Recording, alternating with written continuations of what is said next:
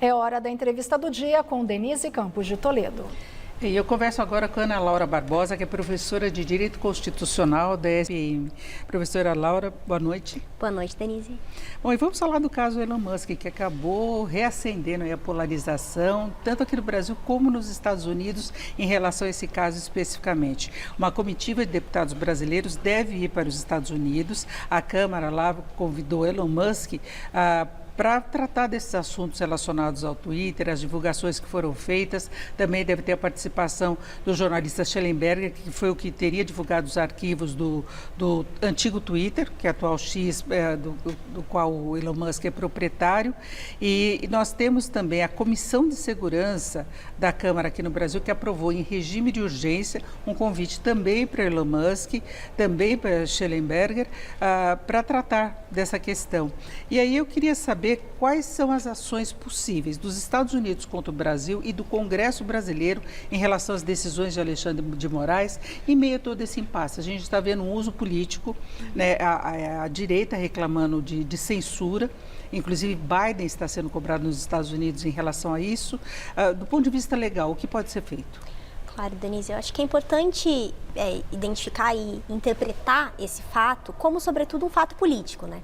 Houve um acontecimento, esse acontecimento ele está sendo mobilizado, seja lá nos Estados Unidos, seja aqui no Brasil, como fato político. Então, o relatório ele foi elaborado no âmbito de um órgão político.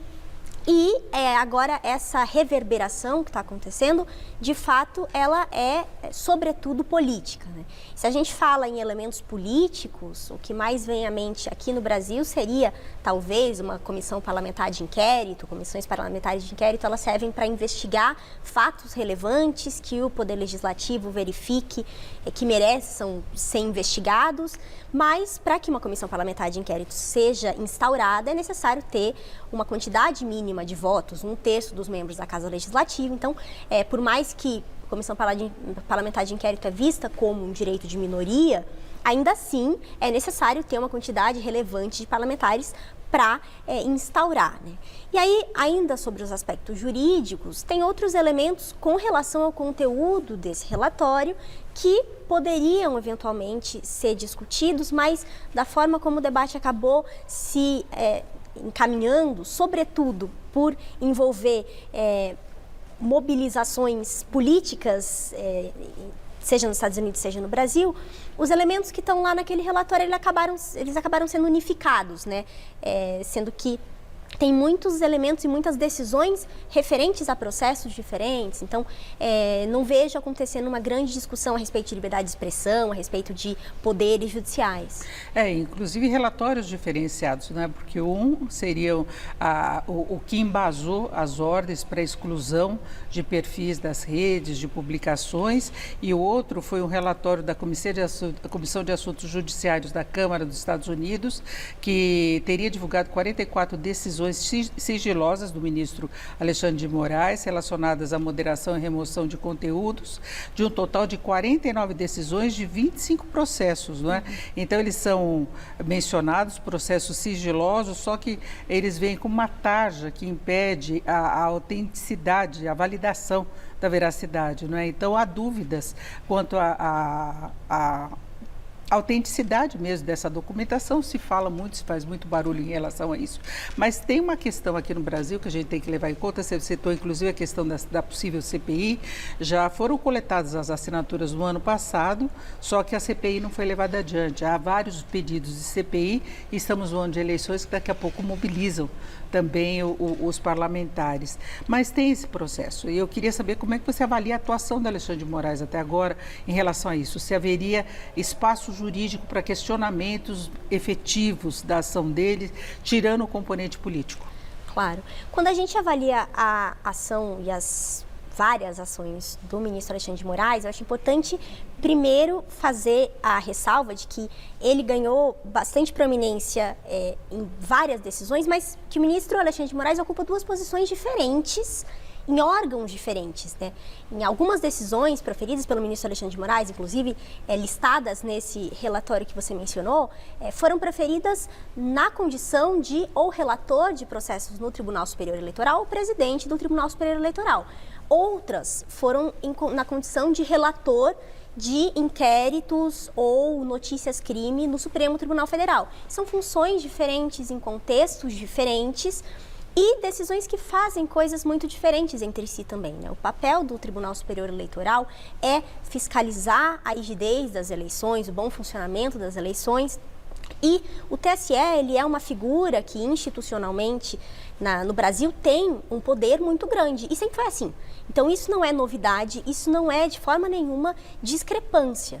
E, inclusive, em 2022, o Tribunal Superior Eleitoral autorizou, editou uma resolução que autorizava que o Tribunal Superior Eleitoral, inclusive o seu presidente, tivesse vários poderes, inclusive de remoção de conteúdo. Então, muita coisa é respaldada em lei, respaldada na Constituição, e tem essa função aí de fiscalizar as eleições. Outras coisas e que precisam e merecem ser distinguidas são as decisões nos inquéritos. E aí, ainda nos inquéritos, alguns inquéritos foram instaurados a pedido da Procuradoria-Geral da República para investigar determinados fatos. Por exemplo, o inquérito dos atos antidemocráticos lá de 7 de setembro de 2021, enfim, vários outros, dos bloqueios dos caminhoneiros, são exemplos de inquéritos que foram instaurados a pedido da Procuradoria-Geral da República e que tem, por acaso, como relator o ministro Alexandre de Moraes, por acaso não, na verdade, por uma concepção de conexão, né, com os outros processos, mas ainda assim que são processos e inquéritos instaurados a pedido da Procuradoria-Geral da República, que é muito diferente de inquéritos instaurados de ofício, que tiveram lá o início no inquérito das fake news, instalado em 2019, com base no artigo 43 do Regimento Interno, que é um artigo que fala que o Supremo tem a possibilidade de investigar atos que acontecem dentro do tribunal, e aí esse artigo ele foi usado para entender que, então, se são atos que acontecem na internet, esses atos podem também ser investigados. São coisas diferentes que merecem ser diferenciadas. Inclusive tem a legislação específica que o TSE lançou agora, normas específicas para o uso das redes sociais durante as eleições, já prevendo repetição de fatos antigos que levaram agora a processos. Agora, se fala muito dessa questão de ditadura da justiça no Brasil. Você vê sinais desse sentido? Acho que a gente tem que considerar, quando a gente analisa a atuação da justiça no Brasil, que a nossa própria Constituição, ela é bastante ampla, ela tem muitos direitos, ela regula muitos aspectos da vida, e a consequência de uma Constituição que é tão detalhista é uma atuação do Poder Judiciário em várias áreas da vida também. Então, muito do que a gente vê é consequência da Constituição e é, de certa forma, construído para ser uma proteção da população. Se a gente tem mais direitos, a gente tem a justiça atuando, isso é simplesmente consequência do arranjo que a gente tem no Brasil. Então seria a atuação muito reflexo também da conjuntura com a qual ele conviveu e coincidiu de ter dois cargos simultaneamente.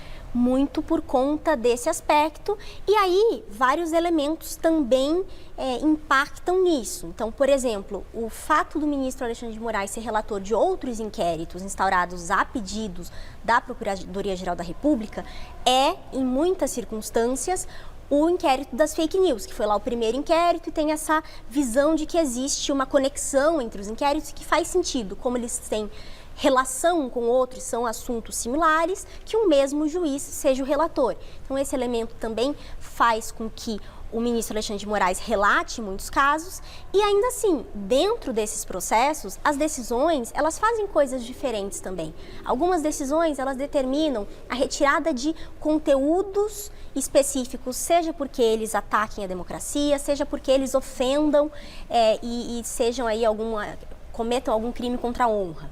O que é muito diferente de uma decisão mais gravosa que determina a retirada de um perfil, que é muito diferente de decisões que pedem só informações a respeito de um perfil que aparentemente tem lá um nome fake e não dá para você saber de quem é esse perfil, e a Constituição estabelece o dever de derrubada da anonimização quando tem o pretenso ou possível cometimento de algum crime. São decisões diferentes que, de novo, precisariam ser analisadas individualmente. Só para ressaltar agora no encerramento que o Elon Musk agora também está enfrentando problemas na Austrália, onde foi determinada a retirada de vídeos que mostravam um ataque terrorista não é, as imagens, e ele também está argumentando essa questão de censura e tudo mais. Mas eu agradeço muito a participação da Ana Laura Barbosa, que é professora de Direito Constitucional da SPM. Obrigada, uma boa noite. Eu que agradeço, boa noite. Com vocês.